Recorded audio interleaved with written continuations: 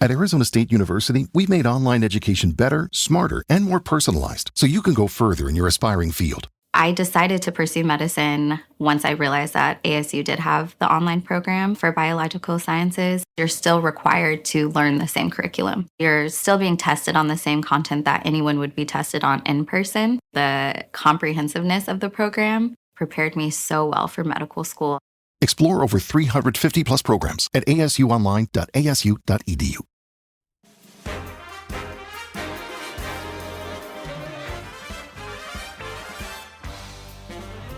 Hello, I'm Amber Davies and welcome to Call to Stage. This is the space where musical theatre takes centre stage. From unforgettable backstage stories with incredible special guests to insights from my life and my theatre journey. We're leaving it all on the mic every single week, so let's jump in. Hi guys, welcome back to Call to Stage with me, Amber Davies. Now I've took this straight from this person's Instagram bio. We've got an Olivier Award nominated Welsh actor with us, an iconic bio. It's the incredible Jac Yarrow. Oh, I'm really embarrassed that that's in my own Instagram bio. It was perfection. Well, and I actually think you it try should and sell yourself. Do you know what I mean? You sell yourself, babe. Totally. That should be on your gravestone. Olivier Award nominated Welsh actor. Well, I'm proud of both of those things. I love that. I earned the Olivier nomination, I feel, because I worked really hard in a very scary situation. And I'm Welsh and I'm proud of that as well. So why not stick them both on there? Stick them both on there. Yeah. If I ever get an Olivier Award nom, You will. I will be changing my bio to that. 100%. And I'll Copy and put paste. inspired by Jac. We were just talking actually about, because I feel like Jac's a bit MIA. Which is really funny that you say that, because this is something I think about. A lot?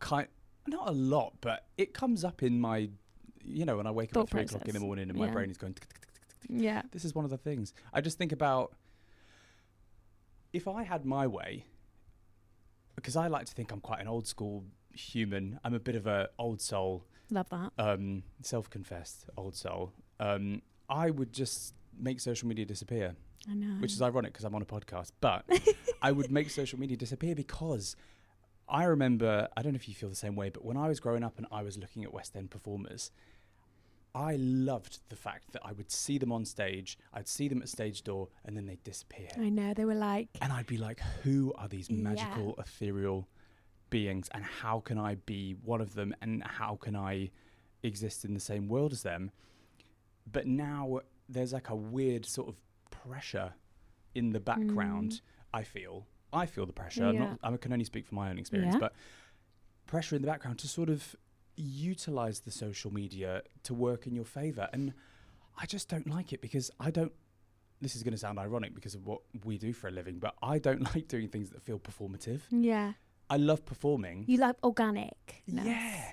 And I like actual interaction, which is why I actually love podcasts. So when you asked me to do it, I was so excited, because this is a conversation in what feels like someone's gorgeous living room. Yeah. And this is great. And we can see the real you. Yes. Yeah. 100%. But when I have posted on Instagram in, like a story way, I feel like this has gotten really deep really quick. No, we love it. I feel like I haven't shown 100% of the real me. I've shown what I think a professional version. Yeah, like a professional, polished profile. And that's how I treat my Instagram. I'm kind of like, work. This is my professional side, because I like to keep some things private. I know. Do you know the best thing you can do? What? Private story. I've had a close friend story in the past, but it was mainly like when I was in college and we'd post like stupid videos of us doing crazy stuff. Yeah. I don't know that I would trust people to not screenshot. Because I would. I know. I just think now, there's no exclusivity, if that's a word.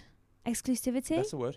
Because everyone's so accessible because of social media. Or encouraged to be so accessible. And there's nothing wrong with it. No. I think each to their own. It's everyone's choice how accessible they want to be. It's just my personal preference at this point in my life to not be so accessible, and that will probably change. Yeah. And then it'll probably change again. And then, because it already has. You go through, like you said, peaks and troughs. 100%. When I did my first job, I remember I was on that Instagram story, and because that's what I was being told to do, Q&As and all of this stuff. And engagement. Yeah. And there's totally a time and a place for it. I just don't enjoy doing it. So unless someone says, you've got to do this as part of your job or your contract or whatever, like even at work, at Les Mis, if people come around with TikTok, I'm running and hiding. I'm like under my desk because I don't want to be seen. I like being. I just want to be heard through a mic. Yeah, and then go home and watch the traitors. You know what I mean? Yeah. Love it. Love traitors. Unreal. Have you had any quirky pre-show rituals ever? Oh yeah, 100%. Well, so my first job was Joseph at the Palladium. Yeah, we're going to talk about that. My pre-show ritual in that show, because I used to start from under the stage and come up on a lift.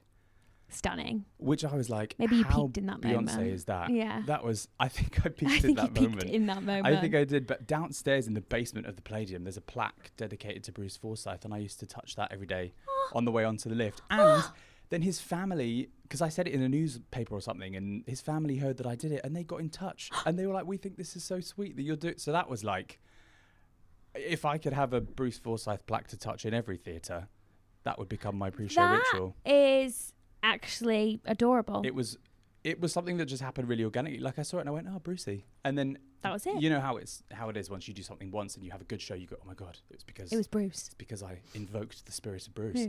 So I did it every day. And how lovely just to think, was Bruce with you the entire time? Probably. Hopefully.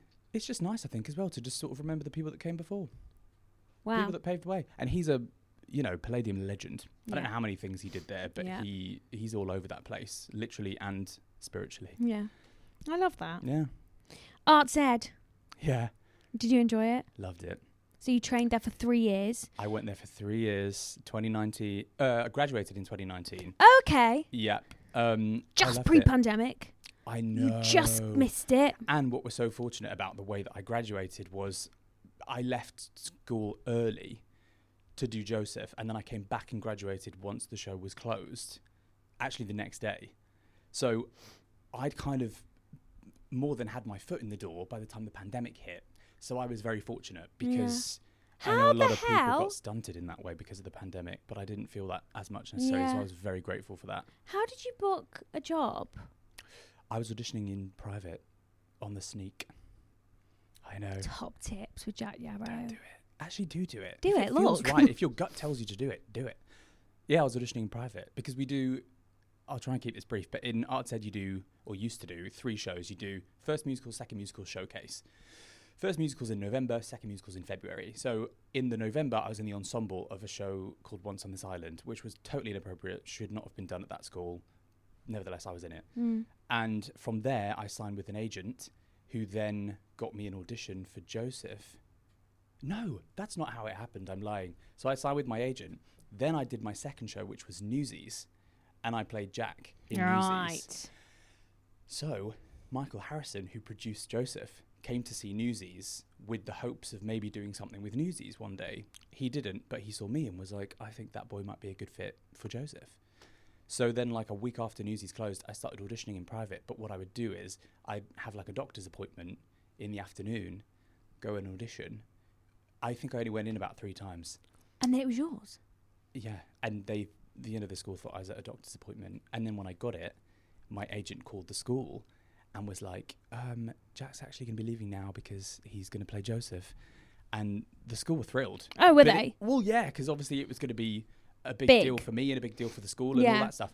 So that was really cool. But there was that moment where I was like, squeaky bum, maybe the school's going to expel me and tell me I can't do it. I don't know. I didn't know how that was going to pan out. They couldn't do that, could they? I don't know. But by that point, I only had 1 show left and it was Showcase.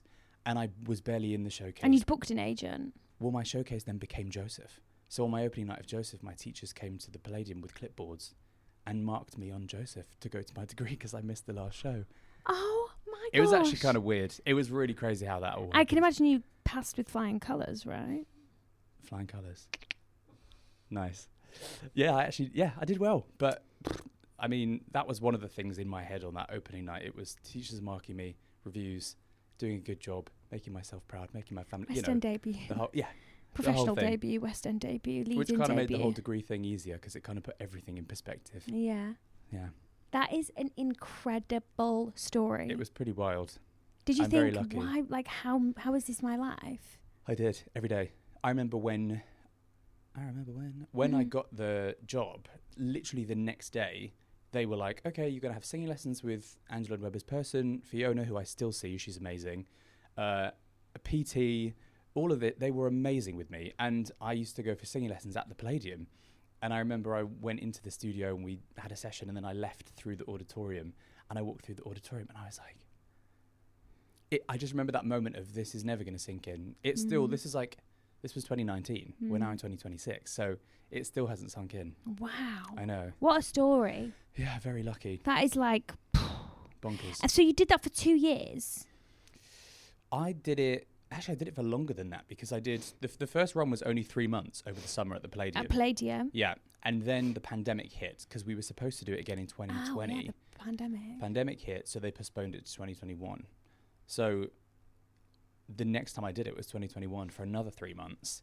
And because I'd only done it for 6 months in 2019 and 6 months in 2021, the opportunity came up to do it on tour, which was going to end up in Toronto. I know. For 3 months. And I was like, I'd be stupid to not do this. And I really feel like I'm not done with it. Jason Donovan was going on tour with it. Lindsay Haitley was going on tour with it. Alex Burke was going on tour. And I was like, I love all three of those people.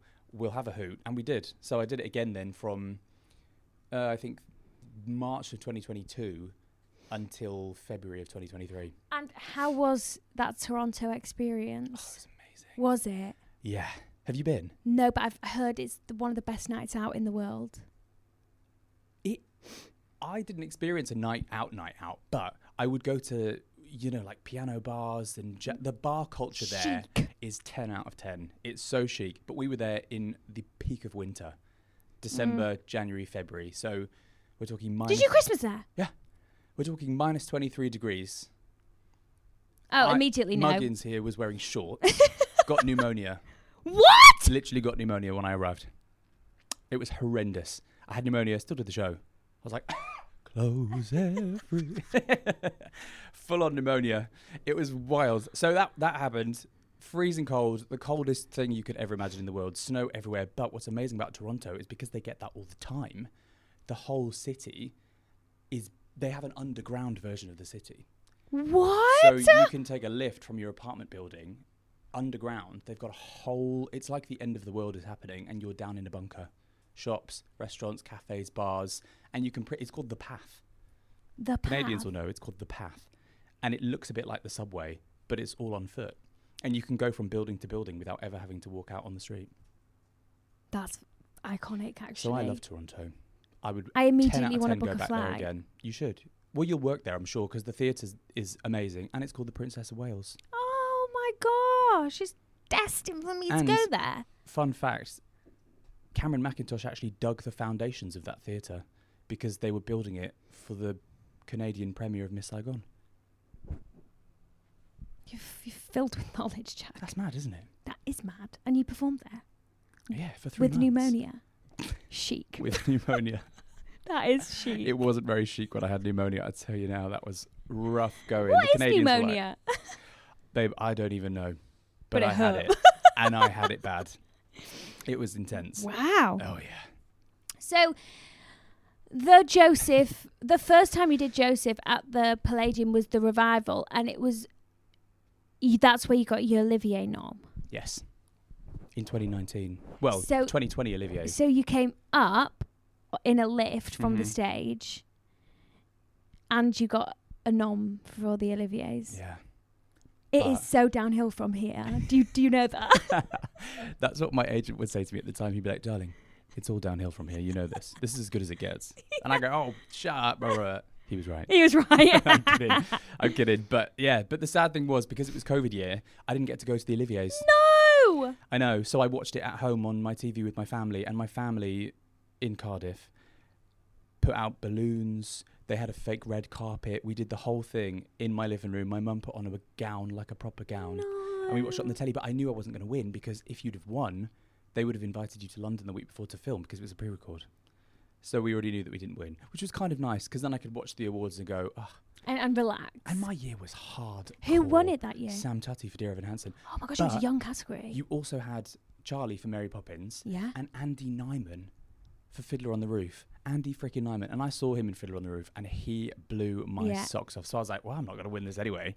So I'm just going to go, I was nominated, and that is fucking dope. That is so dope. Yeah, I was chuffed. The nom counts a lot. Yeah, it's just a childhood dream, isn't it? It's like, you know, you want to be in this business and then to feel like you've been accepted I know. by the people within it.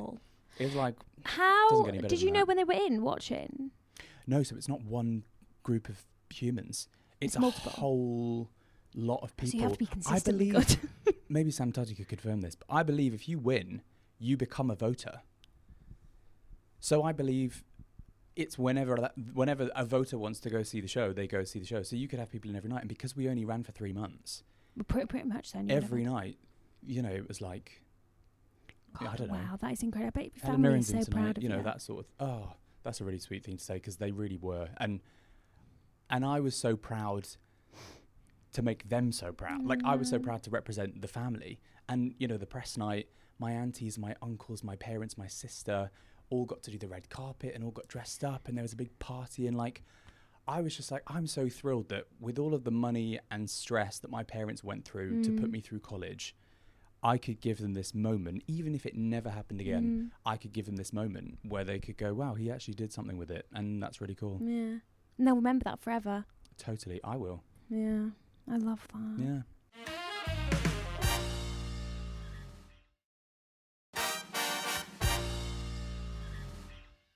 Steve and Sondheim, old friends at the Gielgud. Yeah. That happened. I didn't see that. Was it amazing? I've heard it was amazing. It was probably the best experience theatrically I will ever have. Like, I can't put into words what that experience meant to me and gave me as a human being before a performer, because I grew so much as a performer watching the cast who, you know, Bernadette Peters, Leia Salonga, directed by Matthew Bourne and Julie Mackenzie. Julie Mackenzie, legend. Yeah. You know, Bonnie, who we both know. Yeah. You watch people like that who just, they know what they're doing, and you can't not learn. I know. Just through being in the room with them, and like by osmosis, you just absorb, or at least try to, if you're open to it, some of what they've got going on. And to be able to sit in a tech rehearsal and watch Bernadette on stage doing Sending the Clowns, or Losing My Mind, or watch Leia do Everything's Coming Up Roses, you're like my tiny brain couldn't fathom what I was seeing, because I grew up as a massive stagey geek, like obsessed with all the you know, oldies. All the olden goldies. Yeah, like the 70s, the 80s, that kind of era, the golden age of Broadway, I guess. So then to be working with Bernadette. That's mental, you know. And side note, we have a WhatsApp group and she's the most active participant. And every time her name comes up on my phone, I'm like... Tears down your losing my cheeks. mind. Like, I'm like, what the is happening? And I always feel like in situations like that, you subconsciously elevate yourself to be on the same par. You have to. You have to. You have to. So whether it's a fake it till you make it situation, Which it was. yeah, but then you naturally evolve. Do you know what I mean? 1000%. You can't not. But I also, know. when they're as supportive as Bernadette and Leia are, then you feel like it's a safe space to do it, because they're encouraging you to smash it. You know, we all didn't want to be the lemon, because that was such a high quality cast. Yeah. From, you know, the most experienced cast members to the people that were making their West End debut. It was just like a 10 out of 10 group of human beings. You could not have, Cameron literally handpicked everyone and put them together. And it was like the perfect little jigsaw. And it was the most magical experience of my life. Unfortunately, we only ran for 9 months, which I know is a long time. That's my longest running West End show. Really? Yeah, 9 months. But that's gorgeous. I could have had that go on for the rest of my life. And because it ticked every box I ever wanted to tick in my career.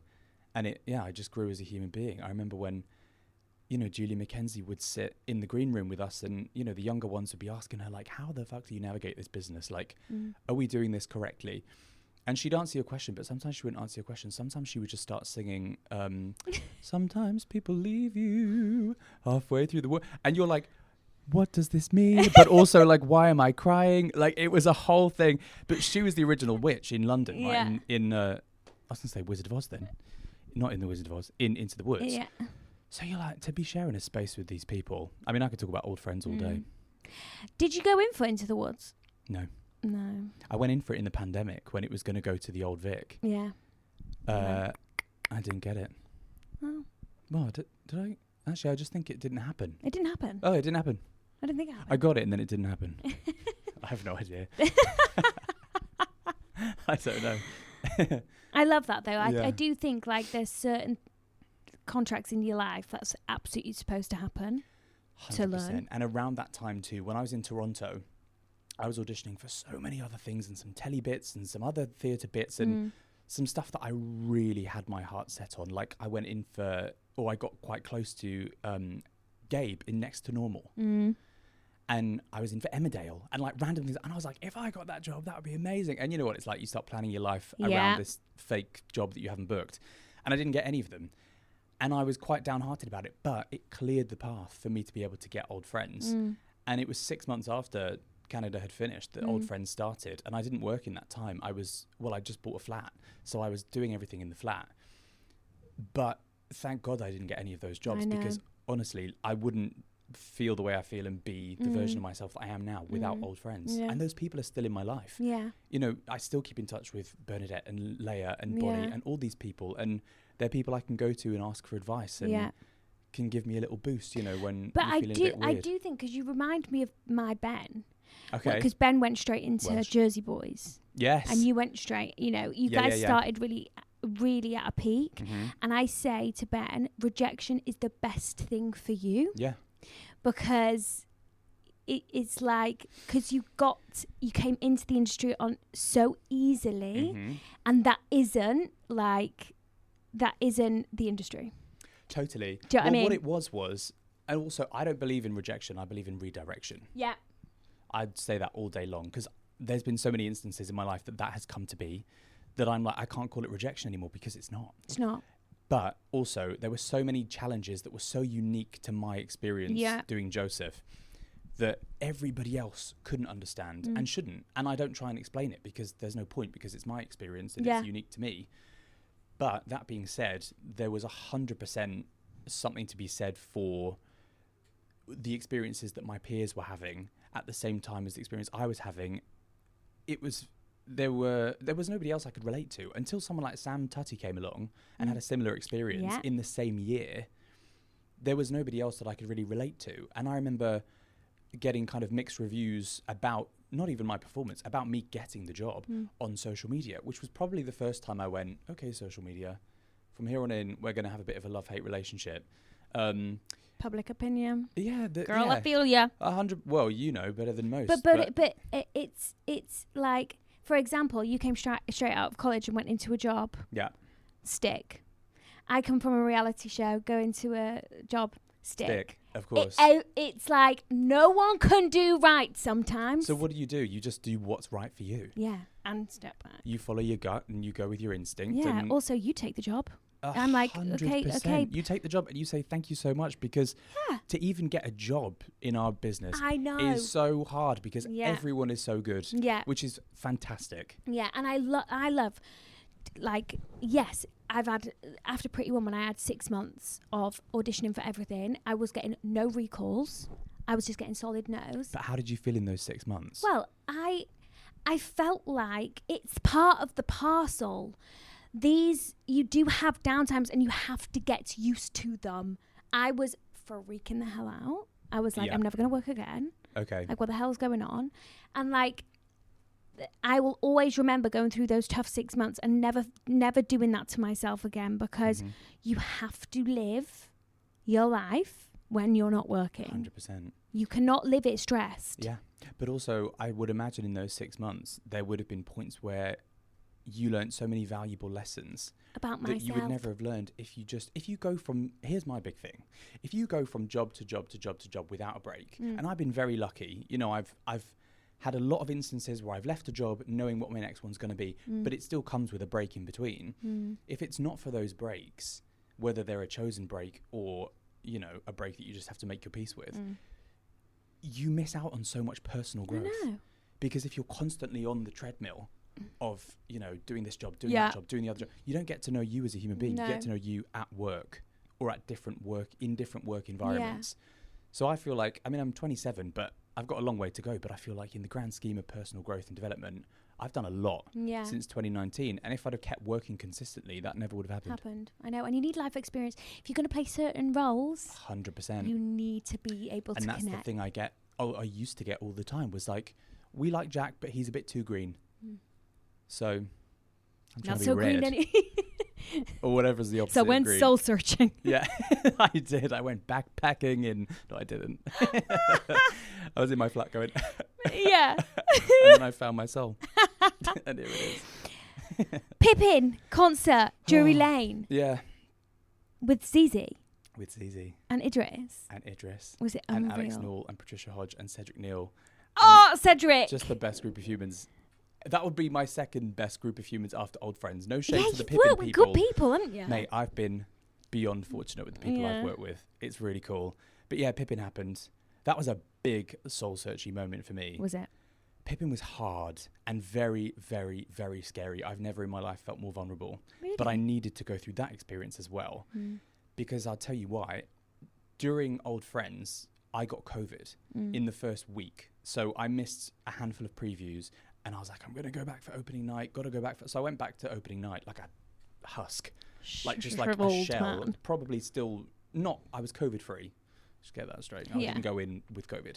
But I still had the effects. And what I actually had was long COVID and didn't know it. So when I was doing Pippin, which was only 2 months after Old Friends had closed, I still had it. So when I would sing, all through Old Friends and through Pippin, I felt like I was singing with somebody else's voice. And there was this weird cap on my voice, and there was like a weird little husky-ness that I would have to try and navigate and avoid.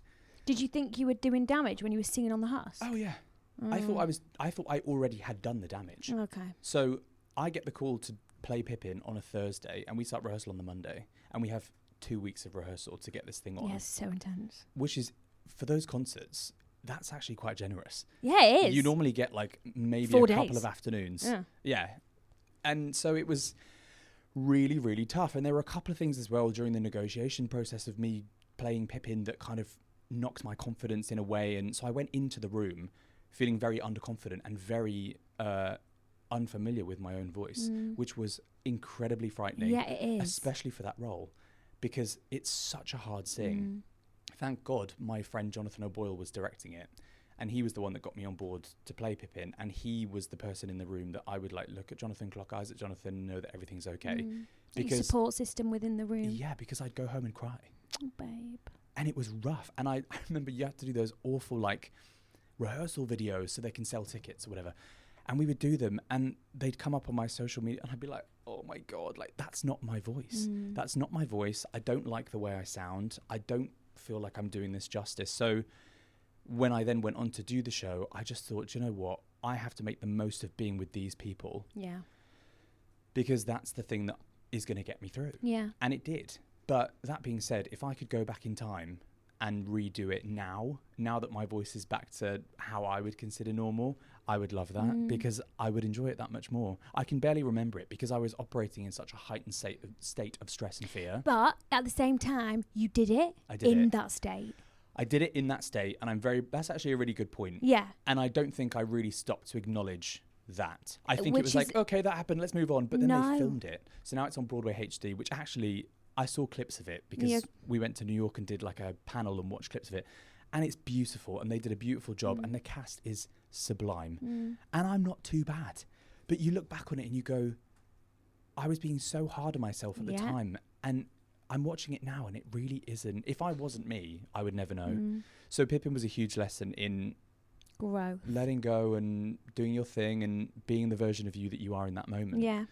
I think the best thing you take from that is knowing that you can work in such a frantic mindset. I was frantic.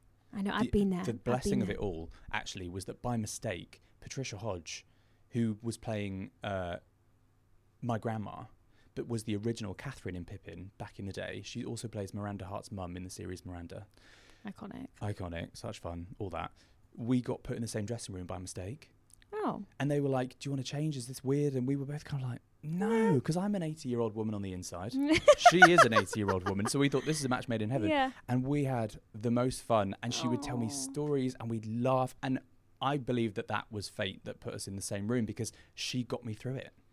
She really, and I got her through it in some ways Yeah. because she was nervous to sing because she hadn't sung on stage in years. Oh. So we got through it and, hosted a party in our dressing room after the last show. And it was, she was my ballast Show mum. through. She's my show grandma. Yeah. I text her sometimes, like, hi, grandma. Oh, I love She's that. like, who's this? You've done like loads of incredible, like if you think you've done Palladium, Gielgud, Drury Lane. Have you got like a dream theatre? A dream theatre. Yeah, because you've done like some iconic ones. Like I where'd you go have- after Palladium? To bed. Most nights. Radio City? That would be amazing. It can be anywhere in the world. Doesn't have Radio to be City London. would be amazing. The Albert Hall would be amazing. What else? That would be terrifying, do you not think? The Albert Hall. I don't know. Honestly, though, I feel like that's another thing about Pippin. Now that I did that, nothing scares me. Exactly. 'Cause That's I why can't maybe you were stress. meant to be in that position. This is what I think. Because I think there's going to be bigger challenges, I hope, in the future. Yeah. And I don't hold that same fear that I held walking into Pippin rehearsal. I just don't. I feel like Strictly had held a different purpose for me because I'm a clinical overthinker, right? And especially in a rehearsal room, I'll be counting down the days until that opening night, Yeah. And legally now I'm in rehearsals for Legally. I think because Strictly was so intense and we had to turn things around so quickly, I'm the most chilled I've ever been in a rehearsal room. Right. And I'm loving it. I know. I'm enjoying it. I'm taking it all in. It's great when you have that moment where you're like, oh, actually, That's what that purpose. I'm more in control than I think I Yeah, am. and that is why it came. That's what it needed to serve me. Yeah. Like things serve you 1000%. weirdly. Do you know what I mean? Yeah, I totally agree. And then I can't believe I've been with you all this time. We haven't talked that you work with my sister. Yeah, just now. Yeah, I What the worked with hell? Jade on the Les Mis Arena tour. Les Mis Arena Yeah. tour. But you did Town first, right? I did. So, finished Old Friends, Yeah. and Cameron McIntosh was like, darling, I think you should come and Do Marius. just sing around the piano for Marius. And I was like, yeah, all right. Mm. I can do that. Because back in 2019, when they were about to close the then Queen's Theatre and reopen it as the Sondheim Theatre Yeah. with the new production, Lawrence Connor, who directed me and Joseph, and asked my interest to do it then. But I couldn't do it because I'd already agreed to do Joseph the next year again in the same summer slot. So I thought, well, that opportunity's passed me by. That's never going to come around again. So then Cameron asked me to come and sing around the piano, and I did. And then he offered me the job to do the arena tour, the world arena tour of Les Mis as Marius. And I'd never done Les Mis before, ever. Obviously, I knew it because it's Les Mis, everyone knows it. Naturally. But he said, I tell you what we'll do, darling. You and Bonnie, because Bonnie also got cast as Madam Yes. T at the same time. Yeah. We'll go in to the production in town for 4 weeks just to find your feet, figure out the show. And I was like, in what other job Do you just would you pop ever in? pop into the long-running West End hit that it is and find your feet?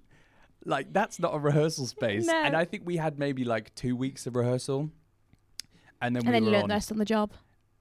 And then what? Did you learn the rest on the job? Yeah. Yeah. But had the time of my life. For those 4 weeks, I was like, if I could come back to the West End and do this again, I would love to. I feel like once you get your foot in the door with Les Mis, Yeah, you can always return. 100%. It's the Les Mis revolving door. It is the But revolving that comes door. because of the generosity of Cameron and his team, because they Yeah. remember people. Yeah. And they go, they have like a worldwide Cameron McIntosh jigsaw, and they're just constantly moving actors around, which is such a blessing because it keeps actors working. Yeah, and it does. keeps you in unbelievable shows because all of Cameron's shows are unbelievable. So then I did the 4 weeks, and then I went straight on the arena tour for 10 months, finished that, and then came back into town to do another 8 weeks for the 40th anniversary, which was great because Yeah. it was the 40th. Yeah. And I got to come back and do the show in the West End for a slightly longer Period. double the time I did before. So it was great. I love that show so much. And to travel the world Yeah. with a show that is so well loved around the world. I mean, what other career would you know. find that? Totally. We're so lucky. It was amazing. And what was amazing too was taking it to places like Australia and, different parts of the UK where people already know and love it. Yeah. And then going to places like Luxembourg and Geneva where they'd never seen it before. So they were watching it for the first time. And nobody has that experience with Les Mis No. anymore. You don't get to be an actor showing people the show Les Mis for the first time anymore. So you were hearing gasps and hearing sobs and hearing laughs when sometimes you wouldn't, because an audience knows what's coming, right? They still love it, they're still invested, but they know what's coming. But in these countries where they didn't know it, you know, you could see the engagement was different. So we'd get a big kick out of that because we'd be like, oh, we're in a country where we're the original cast of Les Mis for them. It was very cool. Was it incredible to do an arena? Oh, it was beyond. Like, is it scary? No, it's better. Is it? Because it's dark and you can't see anything. But it's big. Until it goes bum, bum, and we're all on stage. And then the lights come up and you see everyone and you go, and then the lights go off again and then it's fine. But it is amazing. It is on my dream. And there's that moment in an arena too where you finish a song and there's like a moment of suspense and then everybody claps. Whereas in a theatre, I feel like you don't get that as much, but because they're so far away, it's like this wave like coming back on stage. And when, you know, One Day More and like all of those big numbers that everyone freaks out over, it was like, you know. Do you have in-ears? I opted out of the in-ears. I wore them for the first month, felt like I was underwater, tried it with one, felt like somebody had their finger in my ear the whole show. Yeah. And then I was like, I saw Alfie Boe didn't have any. And I was like, if Alfie Boe doesn't have any, could I not have any? And they went, yeah, okay. So I tried it without and it changed my life. And then I didn't. Yeah, because then it's reverby. So then you sing and it's like, bow, bow, bow, bow, bow, bow. And I felt like Beyonce. I think I've referenced her twice in this podcast, but that's what I felt like. I would sing and it would echo and I'd go, oh my God. That is me. That's wild. You're hearing me back there. But it would also be like, oh, I don't have to push. Yes. I can do all 10 shows a week because sometimes we did those. 10? Yeah. 10? Yeah. Well, Jade said it was just like the best time of her life. Yeah, you two are so similar. Do you think? Yeah. Like to look at, especially. You're both gorgeous with dark hair and gorge and whatever. But yeah, it was hard.